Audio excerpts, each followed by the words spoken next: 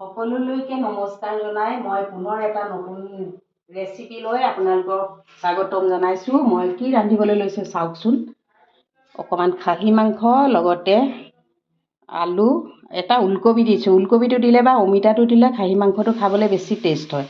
বিলাহী অকণমান কুটি লৈছোঁ আৰু নিজেই প্ৰস্তুত কৰি লৈছোঁ এইখিনি মছলা, জিৰা, ধনিয়া, জালুক, ইলাচি সকলোখিনি নিজেই পিচি লৈছোঁ পটাত। আৰু ইয়াত পিঁয়াজ, তেজপাত আৰু এইফালে নহৰু, আদা। আৰু মোৰ মানুহজন ইমান গাধা হ'ল বুজিছেনে। আজিকালি কিবা এটা ৰান্ধিম বুলি কথা দিলেও তেওঁ অৱশ্যে নাথাকেই।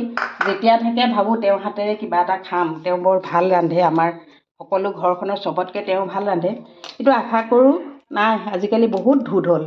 এতিয়া আহি পেলাই ক'লেহি যে মই নাৰান্ধো, আজি তুমিয়ে ৰান্ধা। সেইকাৰণে মই এনেদৰে ৰান্ধিবলৈ লৈছোঁ। এয়া তেল গৰম হৈ আছিলে, ইয়াতে তেজপাত দি দিলোঁ। তেজপাতখন অকণমান লৰাই দি লাহেকৈ এতিয়া মই সকলোখিনি একেলগে দিছোঁ। আদা, নহৰু, পিঁয়াজ সকলোখিনি এনেকৈ তেলত দি দিছোঁ। সকলোৱে ৰন্ধনবোৰ একেই, খালি অকণমান বেলেগ হয় নহয় জানো।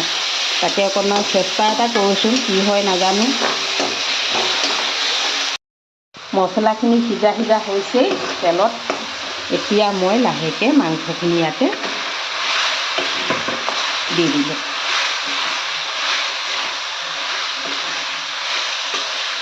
তাৰপাছতে কাটি ৰখা আলু আৰু ওলকবি কেইডোখৰো লগতে দি দিলোঁ। আগতে ফ্ৰাই কৰি ল'বও পাৰি, কিন্তু মই ফ্ৰাই কৰি নাই লোৱা। আজি যিহেতু এনেকৈ বনাবলৈ লৈছোঁ, এনেকৈ ৰান্ধিছোঁ আজি। চাই থাকিব ভিডিঅ'টো শেষলৈকে।